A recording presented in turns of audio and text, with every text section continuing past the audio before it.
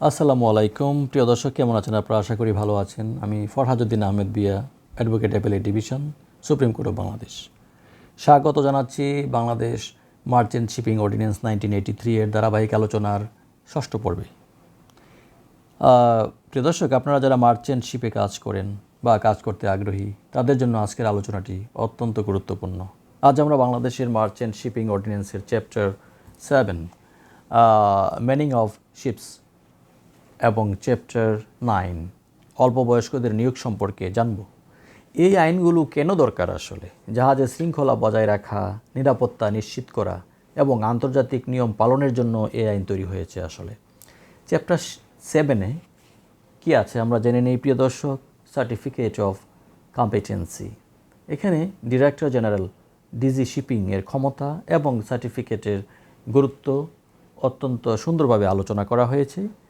প্রিয় দর্শক, সেকশন 80 থেকে 82 জাহাজ চালনার ক্ষেত্রে যে জনবল সে সম্পর্কে বলা হয়েছে।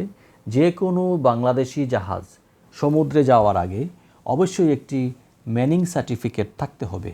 ডিজি শিপিং ঠিক করে দিবেন একটি জাহাজে কতজন অফিসার, ডাক্তার, রাঁধুনি এবং নাবিক থাকতে হবে। শাস্তি সম্পর্কে বলা হয়েছে এখানে। যদি কোনো জাহাজ এই নিয়ম না মেনে সমুদ্রে যায়, তবে মাস্টারের 1 বছরের জেল অথবা 1 লাখ টাকা জরিমানা বা উভয় দণ্ডই কিন্তু হতে পারে। এইটি আইনে সুস্পষ্টভাবে বলা আছে। সেকশন 83 থেকে 87-এ যদি আমরা দেখি প্রিয় দর্শক, সেইখানে আমরা দেখি যে সার্টিফিকেট অফ কম্পিটেন্সির কথা বলা আছে। এটাকে আমরা সংক্ষেপে সিওসি বলি। জাহাজে কাজ করতে হলে অবশ্যই পরীক্ষা দিয়ে সিওসি অর্জন করতে হবে। রেডিও অফিসারের ক্ষেত্রে বিশেষ যোগ্যতা, যেমন 6 মাসের সি সার্ভিস এবং সার্ভাইভাল বা ফায়ার ফাইটিং কোর্স থাকতে হবে। এই জিনিসগুলো বাধ্যতামূলক। আর মাস্টারের দায়িত্ব যেটা, সেটা হচ্ছে আপনার সব অরিজিনাল সার্টিফিকেট জাহাজের মাস্টারের কাছে জমা থাকবে। তিনি এর জিম্মাদার, অর্থাৎ মাস্টারের দায়িত্ব হচ্ছে সেটা। সেকশন 88-এ প্রিয় দর্শক আমরা যেটা দেখি, বিদেশি নাগরিক নিয়োগের ক্ষেত্রে সরকারের অনুমতি ছাড়া কোনো বিদেশি নাগরিককে বাংলাদেশি জাহাজে নিয়োগ দেওয়া যাবে না। এর অন্যথায় মালিকের জেল বা জরিমানা কিন্তু হতে পারে। এখন আসি আমরা সিডিসি এবং দুর্ঘটনা রিপোর্ট সংক্রান্ত বিষয়ে। সেকশন 89 থেকে 90-তে এই ব্যাপারে বলা আছে প্রিয় দর্শক। সেখানে সিডিসি বা কন্টিনিউয়াস ডিসচার্জ সার্টিফিকেটের বিষয়ে বলা আছে। জাহাজে কাজ করার জন্য মালিকের সাথে চুক্তিবদ্ধ হতে হবে এবং শিপিং মাস্টার আপনাকে একটি সিডিসি বই দেবেন, যেখানে আপনার কাজের সব রেকর্ড থাকবে। মিথ্যা তথ্য দিলে এই সার্টিফিকেট বাতিল বা স্থগিত হয়ে যেতে পারে প্রিয় দর্শক। আর সেকশন 92-তে যদি আমরা দেখি প্রিয় দর্শক, সেখানে একটা পোর্ট ক্লিয়ারেন্সের বিষয় জড়িত আছে। কাস্টমস অফিসার কোনো জাহাজকে ছাড়পত্র দিবেন না যদি না জাহাজের ম্যানিং সার্টিফিকেট ঠিক থাকে। আর সেকশন 93-তে একটি অত্যন্ত গুরুত্বপূর্ণ বিষয় আছে। সেখানে দুর্ঘটনা রিপোর্ট সম্পর্কে বলা হয়েছে প্রিয় দর্শক।